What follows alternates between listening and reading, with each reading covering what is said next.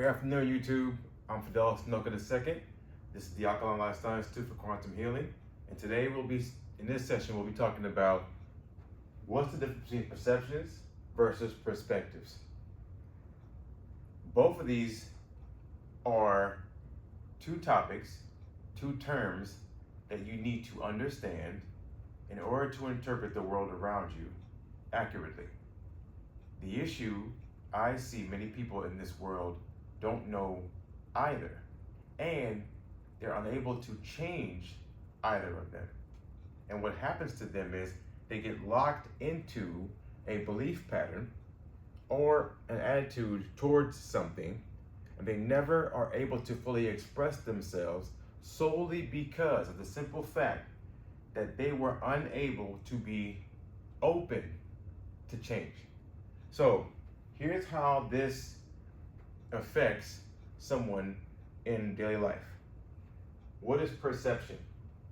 First of all, perceptions are what's called the process by which a person, an individual, a being, a creature, interprets and organizes sensory information. Where do those senses come from? They come from sight, they come from smell, they come from taste, they come from touch, they come from hear. Your actual sensory information provided to you by your senses in order to help you understand your environment. That is the process. That's perceptions. What does perception involve? Cognitive processes, attention, sensation, memory. These allow us to recognize and make sense of all of our surroundings, everything around us. So what perception is, it's our experience and how we interpret the world around us.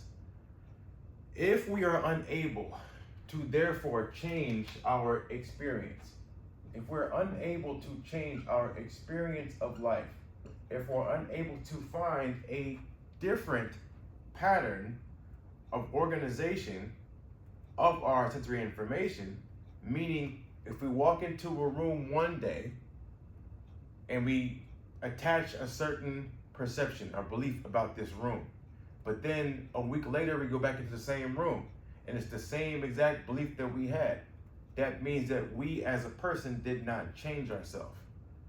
Okay, so influence. You have three things that are really, really prevalent in terms of perception, and that is the word experience, the word influence, and in the case of influence, that is how our perceptions are shaped by our past experiences and our emotions and the context that we place a situation or an event.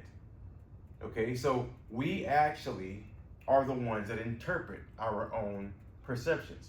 We don't have to take someone else's perceptions and what they believe and make that us. We have to go out and experience that for ourselves. You see this in terms of information and knowledge. So many people read so many books, but they have no actual experience on that actual thing because they never went out to do the thing. They only decided to read the book to learn about the thing. But you are not wise because you know things. You're only wise because you can feel them. You're wise because you can experience them. That's the difference. If you can't feel anything, you actually aren't confident at all because you never went through the actual experimentation of the thing that you were researching about. Most people spend so much time in a library downloading so much information saying this thing is this, the brain does this, your body does this is the best way for you to burn fat, this is the best way for you to train your body, but they're fat. Or they say this is the best way for you to eat, but they're fat. Or this is the best way for you to fix your mind or heal your relationship, but they're single. They don't have a relationship. I see it all the time. There's therapists who literally have anger management issues themselves, but they're a therapist to other people. There's people who say, here, let me help you to manage your type 1 and type 2 diabetes because they're diabetic. It's the weirdest thing I've ever seen. So they can't fix your problem at all because they still have it. They haven't fixed it themselves. So whatever they're going through, People do this all the time based upon their level of perception, what they believe about themselves, and it's distorted. Okay, so the last word is actually impact based upon perceptions. So these three words, experience, influence, and impact. Your impact, your perceptions can significantly affect your actions, your thoughts, and your feelings. This influences literally how you respond to different stimulus. If someone yells at you, how do you respond when someone yells at you? Do you put your guard up? Do you fold? Do you get smaller? What do you do? How do you respond to different things? It literally has to tell you that there's an impact based upon what you believe about a thing that you attach to this thing. If you cannot change that literal meaning of an event in your life, or how someone shapes or something, or how you see something, you don't have the ability to see, to hear, or to become aware of anything through your senses. And this is a big problem, which we'll get into talking about subconscious and conscious. Okay, so based upon your perceptions, the definition we're going to use, which is the neural physiological processes, including memory, by which an organism becomes aware of and interprets external stimuli in their environment. So we're going to say, to keep it simple, we will say this is the processes by which I'll say awareness,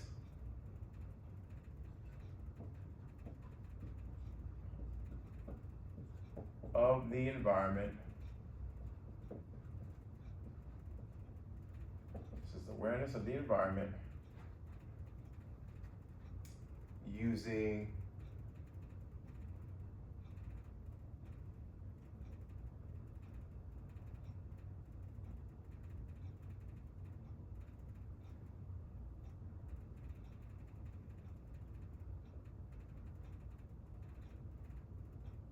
actually, we'll just put that. Awareness of the environment sounds perfect.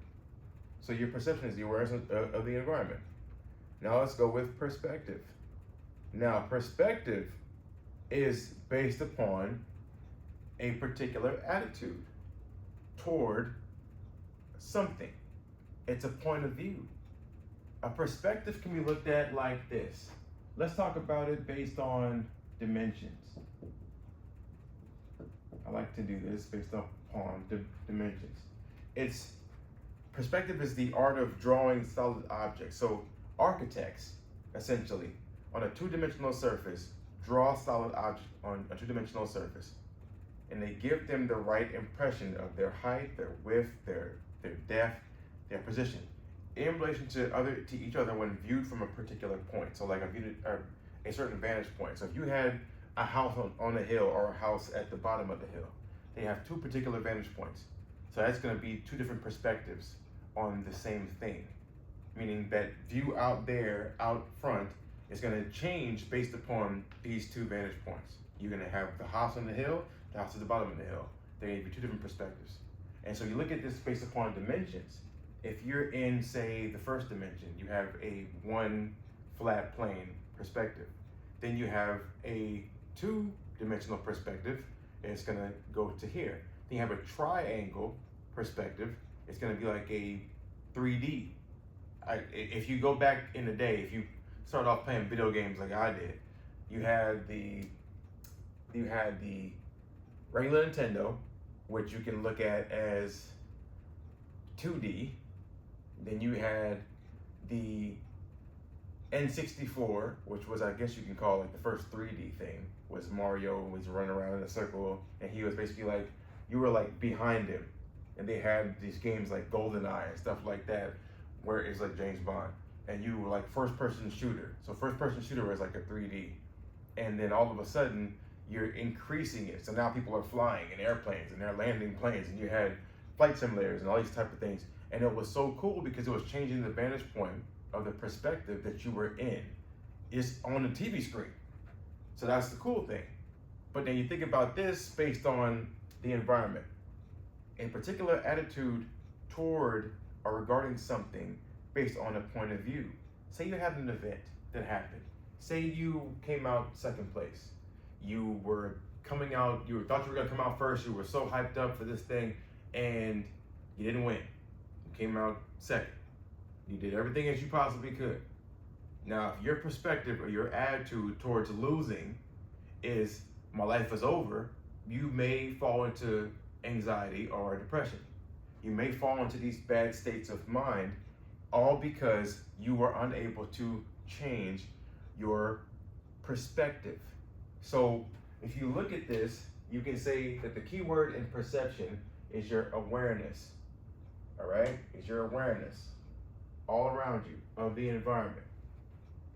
You can say, if we looked at the same words, if I put the same exact words where I said experience, you can have the same exact experience, but your attitude towards that experience would be different. That means that your perspective is different. You could go in and have the same food, have the same dinner with your family every single night. But if your attitude is off or is different, all of a sudden, what's happening is the way that you're regarding this something, this point of view of this dinner that you're having, or say a date that you go out with a person, if you yourself are not in the right state of mind, the right attitude, when you view that date, it's gonna be viewed from your perspective. So the person, you might meet a person that says, oh, she was so mean, or he was an asshole. But that's not the case. Because in the case of how the universal law works, you are actually the asshole that's emitting the energy that's coming back to you. Because you are getting back to you what you are putting out. Therefore, there's nobody on the outside that's the asshole. You on the inside is an asshole, and through correspondence, it's showing you that you're an asshole. So you have to be able to accept that. Your attitude towards this particular something or experience or event in your life is causing you to have a distorted point of view. That's based upon experience. So now, in the words of influence, as I said, influence is shaped by our past experiences and our emotions and the context of the situation. Well, the context is going to come based upon our perspectives, meaning our perspectives are literally going to help us shape our beliefs about something. Your perspectives are feeding your awareness. They're feeding it. Because now if I'm saying through influence, my past experiences are going to tell me that all men suck. All women are liars. All businesses are people who are wealthy are hideous people. They're conniving and they're scammers or something like that. I have a negative perspective on life. Therefore, nobody I'm gonna see is gonna do anything well in my eyes, because based upon my attitude towards them is not positive. So there's nothing positive that can come about, because I'm not looking for anything positive. I told my brain to lock in on everything bad that these individuals do. That's literally what happens. So now, in terms of relationships, see, what we do at the Alkalign Lifestyle Institute, we teach you about self-love.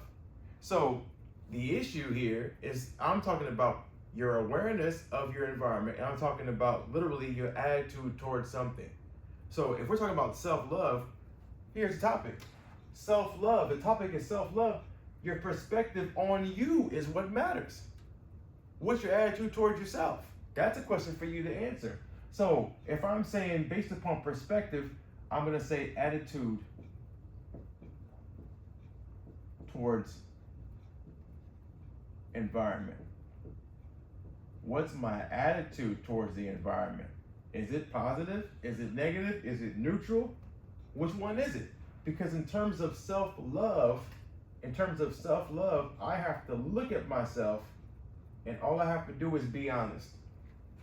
I have to be honest. Who shapes my perspectives? I do. I shape my attitude. The magic word that you hear Earl Nightingale, you hear Jim Rohn, you hear Brian Tracy, all these top business mentors and coaches, Napoleon Hill, W. Clement Stone, they're all telling you the same exact thing. You need to change your attitude. But what if it's not that easy? What if it's a combination of your emotions? It's a combination not only of your emotions, but your past experience. That's how your brain works. Your brain's a record of the past. So based upon your level of emotion, and if you're able to process that emotion, if you're not able to process that emotion and set the goal to process that emotion, you stay stuck in the past. Because ultimately your goal is to live in the past and not change. See, we talk in our institute, we focus primarily on teleology. Teleology is the concept of goal setting, meaning someone does not just come up to you and they're an asshole. They have the goal to be an asshole. Someone does not come up to you and express anger and rage and haul off and punch you. They use the expression of anger and rage to haul off and punch you. What happens is people use the emotions that they have as a barometer and as an excuse for their bad behavior. So people will come and they'll complain and they'll say, I'm not rich and I'm not wealthy because my parents weren't rich and they weren't wealthy. My parents didn't have anything. My parents didn't teach me how to do something. My spouse didn't teach me how to do this thing. They're gonna blame somebody on the outside instead of looking at themselves on the inside and saying, hey, what can you do that's going to serve the whole? What can you do? What can you do that's going to serve the whole? What are you doing that you're putting up as getting this energy back to you that you don't like? You have to look at it from a perspective of my attitude towards life determines life's attitude towards me. So everything's based upon a mirror perspective. Now I'm looking at things in terms of universal law. You see? So now your awareness would change. Your awareness of the environment would change if everybody was your enemy, if you hated everybody's guts, or your awareness would change if everybody was your friend. It's just two sides to it. There's no maybes, there's no trying. The universe does not understand that. So let's see it from this perspective, because lastly, we're going to talk about impact, experience, influence, and impact. These three things that both of these words, which are primary in your existence, mean. Your impact based on perceptions, what these things do is they significantly affect our actions, our thoughts, and our feelings. Let's talk, in this case, our behavior. So let's just put a word for both. Our behavior. So our awareness of the environment is affecting our behavior. If we're walking around in a dark alley after hours and it's just creepy, it might be where we go all the time, but it's dark. Okay, it feels like it's unsafe. I'm going to probably start to contract my energy field. I'm probably going to start to contract and armor myself because I need to shield myself from any external stimuli that's happening on the outside, because my awareness of the environment is that the environment is a threat to me. But that's also because my attitude. Here is where you start to shift your perspective. If your attitude towards yourself, and this is where you're really going to look at this from the magic of this. If your attitude towards yourself is, I can do anything, ain't nobody gonna mess with me. I'm big, I'm bad, I'm everything. And you've done the work to experience that. You've gone to self-defense. You've been in the gym for months at a time. You got a high VO2 max. You can sprint your way to anything. You've been kickboxing and self-defense and whatever. You don't have any reason to doubt your ability. You're gonna walk standing tall with your chest out. Don't matter if it's late night, early night, it doesn't matter. You're gonna feel confident in yourself just because you can defend yourself. Now, on the flip side of that, if you haven't been doing anything, if you've been sitting on the couch, lazy, sitting on the couch the entire time, eating, complaining, blaming, shaming, same environment that you get stuck in. You're walking after hours. You don't feel confident in your ability. Your aesthetics are not pleasing to the eye, meaning you don't look fit, lean, trim. No, you don't. You're gonna feel some type of way based upon your attitude towards yourself. Because here's the thing, if I feel confident in myself, I feel confident when I walk out the door, no matter what. So my awareness of the environment will change if I had more confidence.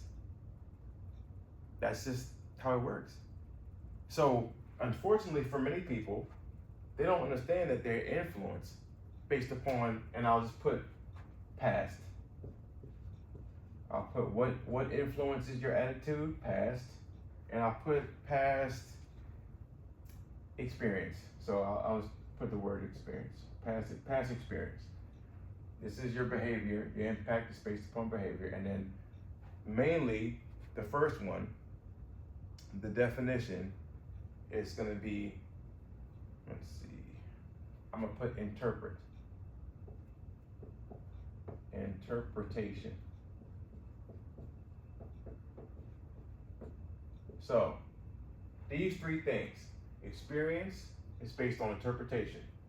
And this is the defining moment where you realize the magic of your whole life experience is based upon your attitude.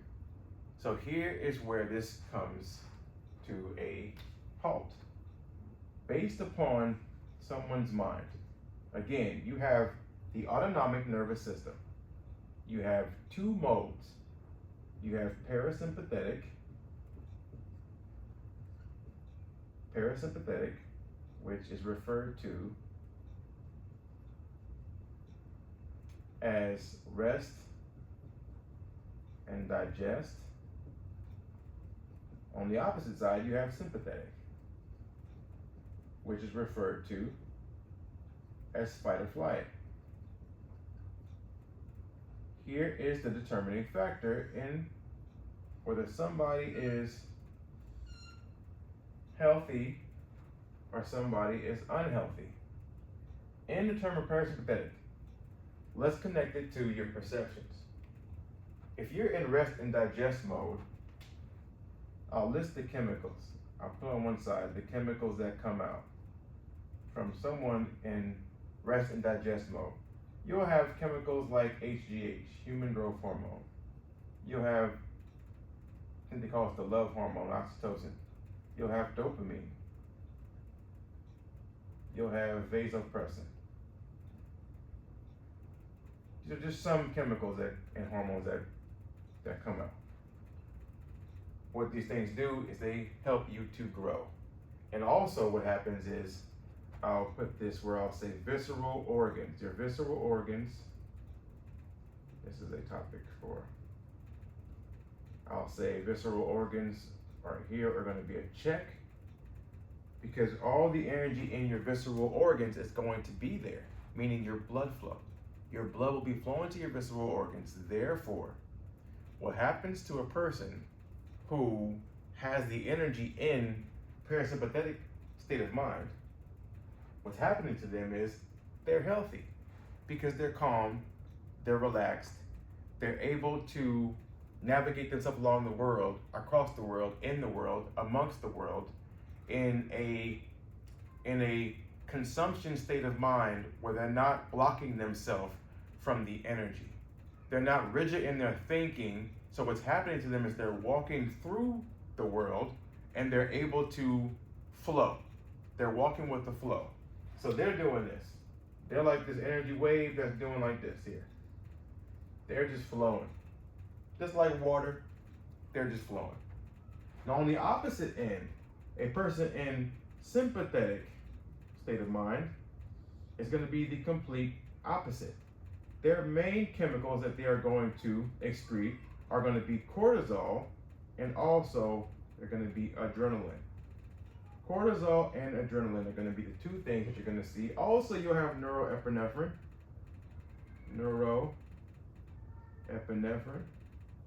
And mind you, these chemicals are not all bad when they are given to you in a organized, I'll say, rationalized, and a moderation. When these chemicals are given to you in moderation, they work inside your body. But when these chemicals are given to you in excess and you have too much of them, they begin to break your body down. So when you have a heightened fight or flight response, all organisms and creatures on this planet have a fight or flight response. But the issue is that animals in the animal kingdom are able to regulate themselves after their fight or flight response has been summoned. Most people, based upon these two words we just talked about, their perception, which is the awareness of the environment, and their attitude towards the environment, which is their perspectives, okay? Most people hold themselves in fight or flight. Most people aren't able to change themselves because of the simple fact that they are so rigid in their thinking. They block every moment, every ability for them to change or make a change is stopped. So those individuals never actually have a wonderful life experience because they're experiencing life from a perspective of fear. That's the fight or flight response. So your visceral organs on this side, you have an X because all of the energy, all of the blood flow has been taken away from the visceral organs. So that's essentially what happens to a person. Now, if you look at yourself and you ask yourself, what is it that's happening to me? What's actually happening to me in terms of my daily life? What am I going through life experiencing? Like, how am I experiencing life? What is happening to me? If you saw it from a different perspective and you said, maybe I'm looking at life like I have to survive through life. Once you basically make that a staple, where you're saying, I have to survive through life, okay, that means that you're going to be harming yourself. Because, let me tell you, this is what happens whenever you have parasympathetic and sympathetic. And it's all based upon how your mind is working. And let me show you what happens. When someone is here on the side of parasympathetic, this is the difference. And I'll draw like a head, which you can look at as like a brain. And then this will basically be the spinal cord, and all the way down, okay?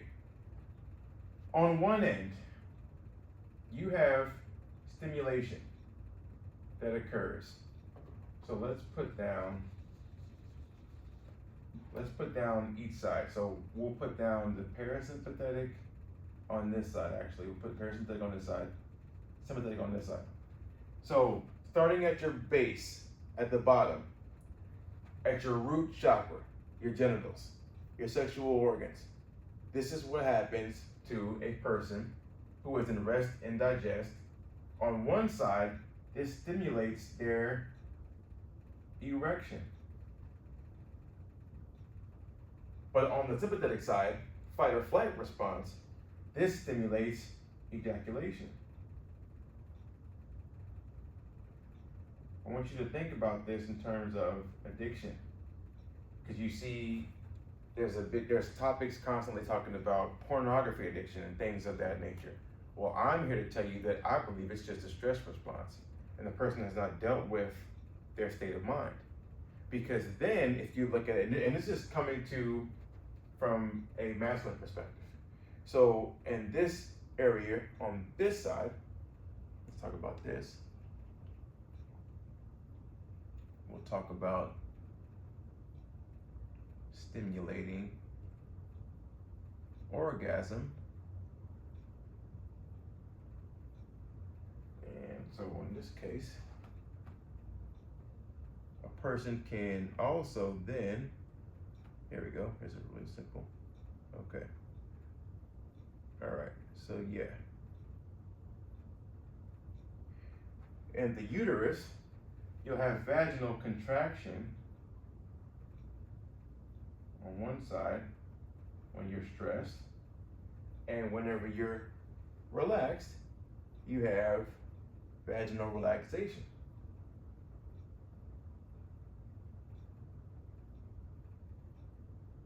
That also helps a woman to come to an orgasmic place. That is, we're going from chakra, so that will be in the sacral area. All right.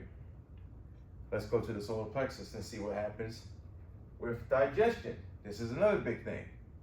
So when you are in rest and digest, you stimulate the activity of digestion, your stomach and your intestines. Because all of the blood is still in this area, the visceral organ area.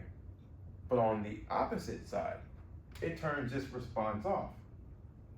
It stops digestion. And why is this that this is happening? How I'm showing you. Why is this that it's happening? This is happening solely because your body is preparing itself to run, to fight, or to hide. Because now you're in survival. And I'm going to show you just how crazy this is, because your body is already tuned to understand everything. It's already tuned to fix itself, to heal itself.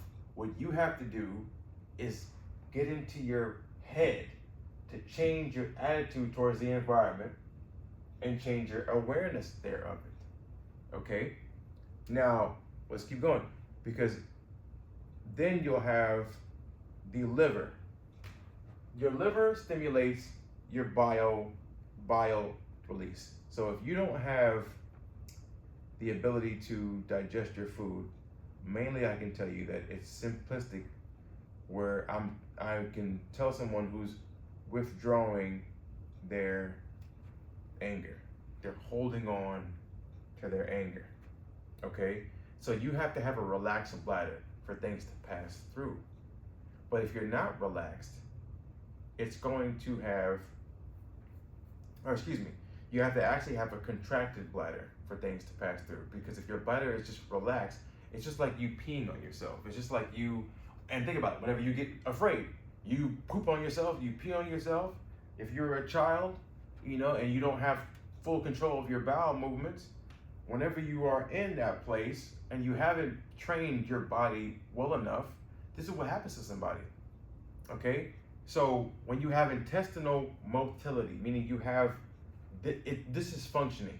This process of digestion is functioning. So the liver is releasing these things for you to be able to break down your food.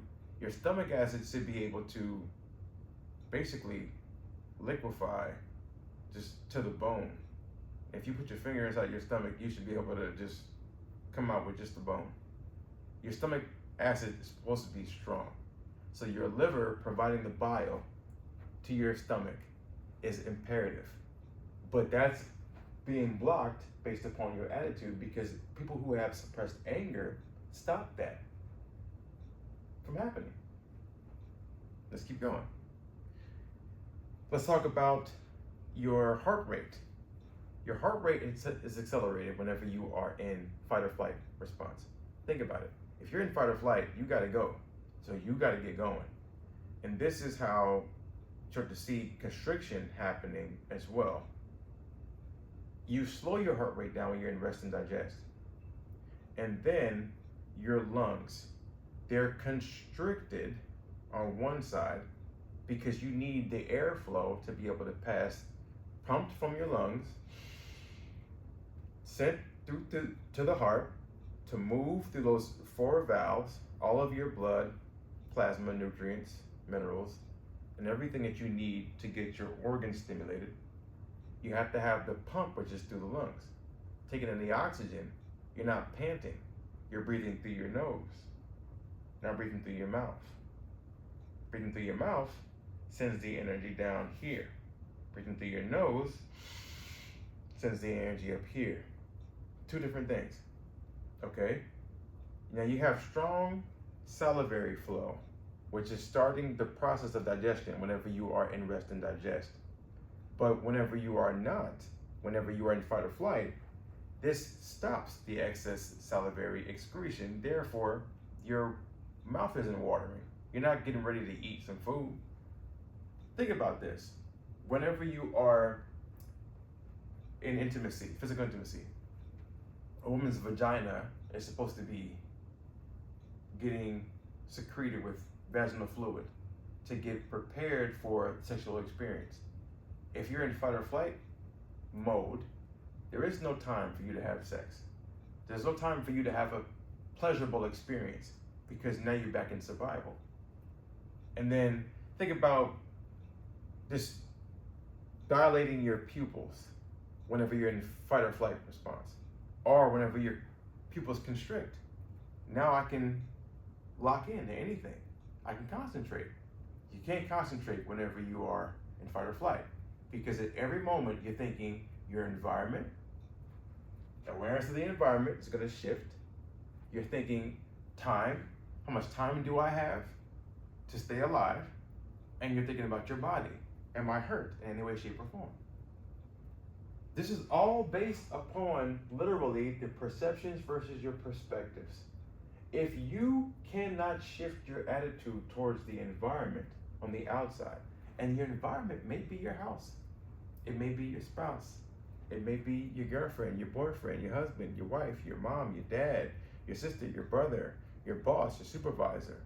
It may be anyone, your kids, your children, your dogs, your pet, your cat. A bill might come in the mail, and all of a sudden your heart starts racing.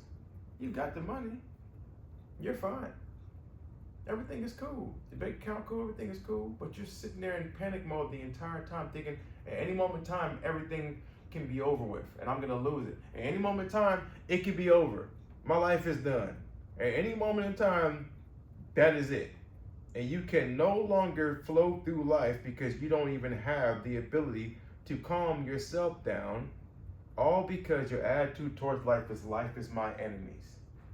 This is the difference just by saying, what do you think about life? Do you think about life in terms of everyone is your friend? Or do you think about life in terms of everyone is your enemy? You're in full competition mode. You keep looking left and right. What's this person doing? What's this person over here doing? Well, how are they running their business? Well, how are they running their family? Or how's their relationship going? Or how are they treating their spouse? How they talk to their husband? How they talk to their wife? Why aren't you asking the internal guidance system that everybody was gifted with, which is called the mind of God? Call it whatever you want, but I call it the mind of God. You call it the universal mind, you call it the creative mind, or whatever you want to call it. But I'm just telling you, in my head, I believe it's the mind of God. I asked the mind of God, what am I supposed to do? Tell me what I'm supposed to do. It tells me to wait it out. It tells me don't be so emotional in terms of not processing my emotions and making a judgment. Just let the emotion come through me, process the emotion however it feels. Don't reject the emotion. Think about this. In terms of uncomfortable emotions, it's kind of like hitting your funny bone in your head, or in your heart, or throughout your entire body. If you can feel like you're hitting your funny bone and you feel like you gotta do a response to something, that's essentially what you feel the emotion's going to do. If you attach something negative to an experience, every single time, then it's going to influence you based upon your past experience to think that something is good or bad. But that's not the case. You don't know something that's good or bad for you until after you go through the process. You've been going through processes your entire life. So you can't connect the dots as to why you gotta go through something until after you're done doing it. That's why you gotta look at things in a different perspective. If I'm gonna go from a 10-year process of becoming an entrepreneur and being the person that I wanna be and changing and transforming myself to the person I desire to be, it may take me 10 years. It may take me 10 years from today. If I agonize my way through the entire process the entire time, it's gonna be such a miserable life experience for me because of what I'm attaching to it based upon my past experience and how I'm interpreting my own life experience. It's gonna be awful. So my behavior is gonna show that. That's my impact. My energy field is gonna be showing everything. watch if you don't start to form addictions of some kind, if you don't start to form bad relationships, because you're the one that's putting out toxic energy, all because you aren't allowing your energy to flow. And you'll blame, mom didn't hug me enough as a child, my dad didn't, console me, I didn't get what I needed. But this is the issue, that now that you're an adult and that you realize based upon your behavior, if you can go through it and feel, you say, I set the goal to become this person that has that thing. That is the ultimate shift, if you can see yourself from that perspective. But you have to be able to make that shift in your own mind. You have to be able to claim something brand new. So this is how, just from the autonomic nervous system and your perceptions versus your perspectives, can instantly change your health. It can change your wealth. Because if you think about it in terms of opportunities, you may not even see those because your perspective and your attitude towards them may be, that's not right because wealthy people aren't good. So you'll never ever experience the level of wealth because subconsciously you won't allow yourself to take those opportunities. And so that's because your attitude towards wealthy people is affecting your awareness of how to get wealthy. You can't even see it. It's based upon your attitude. So if my attitude towards a loving relationship is that a wife has to surrender to the husband, not like they're a peasant or like they're some employee, they're surrendering in terms of the vision, and they're saying, whatever you need to do, I support you in this regard. And then the husband saying, in response, if you're supporting me, I'm going to take care of whatever these things for you. And I want you to help me nourish my family and my kids or something like that. People can say, well, that's old school. Okay, well, shoot. If it worked, it worked. If it works where the wife says, I'm the CEO and I'm the breadwinner, I'm the billionaire, you're going to be the stay-at-home dad. If that's what works for him, okay. I don't believe that's natural. I think a man should have some sort of say, in terms of how he sees himself, changes his self-image. But to each his own. They'll have to figure it out for themselves. But it's ebb and flow. You have positive and negative. Both parties have positive and negative, masculine and feminine. And if they can understand that both of them have that, they can purify themselves in a way that allows them to express both. You have got to express individuation. You've got to combine whatever you have in terms of a shadow, and your shadows live in your second chakra, your sacral chakra. This is where your sexual energy is. This is where your elements of free-flowing and water and just flow within yourself, gracefulness, the way that you move, your gait, the way that you walk, the way that you speak, the way that you talk. Everything is affected mainly by this second chakra down here at the bottom. So people who've been abused sexually, people who have been neglected as a child, people haven't been touched in a way where it's been warm. People have been forcefully touched. They're thinking that they've been violated. And so it's all stems from how were you raised in your first 7 years of age? Your 0 to 7, your subconscious programming. Subconscious programming programs your perspectives because your perspectives are shaped based upon your caretakers. So your mom, your dad, your sister, your brother, whomever else that was around you when you were a child, is helping you to shape your attitude towards your environment. I grew up in a household where my family, they weren't really pet friendly. They didn't really enjoy dogs or anything because my mom had, I'm sure, a bad experience. But I have 2 pit bulls and I love my dogs. I love dogs of all kinds. I love all types of animals now because I had to go in with them myself to change my attitude towards my environment. Now take their subconscious program. I make my own. So my awareness of the environment is that everything is for me. I love nature. That's my hospital. That's my school. That's my university. It's nature. So thinking about this now, you can see that your experience, your influence, and your impact is changing the way that you perceive the world and your state of mind based upon your autonomic nervous system.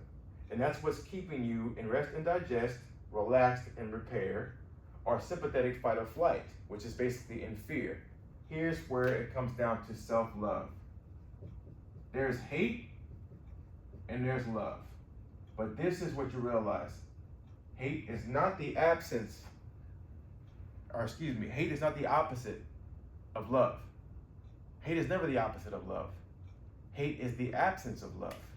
So the reason why you hate everything around you, including yourself, is because you aren't showing yourself enough love. Start the process today by getting a plan, a self-care plan, a plan for the gym. Set a goal. If you have 20 pounds to lose, set a goal. Set a deadline. Set a movement goal, a mobility goal. Set a relationship goal. You want more harmony in a relationship? Do you even have one? Set a goal to have one, or set a goal to have more harmony in it. Set a goal to do things with your spouse or with your significant other. You want a financial goal? Set a big one. Set one that you don't even know how you're going to get to, because then it could cause you to do different things to obtain that level of financial worthiness. And you'll have a bigger bank account just because you're going to be shooting for the moon. It ain't about how to do it. The Creator got that taken care of. You just start to focus on what you need to do in order to love yourself more. Because you can't say, I love you to anyone on the outside if you don't first tell yourself, I love myself on the inside, without condition, without judgment, without envy, without comparison. None of it. Look at yourself from a different perspective, different attitude towards your life. Your life is a gift. Us being here is a gift. Find the gratitude within that gift, and I guarantee you'll be able to express it. I detoxified myself so thoroughly that all I do now is I go through life enjoying all of my experiences and being able to share with other people how to do the same thing. If you're interested in detoxifying yourself and your cells, click the link in my description below. You guys can join my 12-week, 90-day detoxification program. And other than that, check out some of my products and services. And until next time, I'll see you guys later. Love y'all. Peace.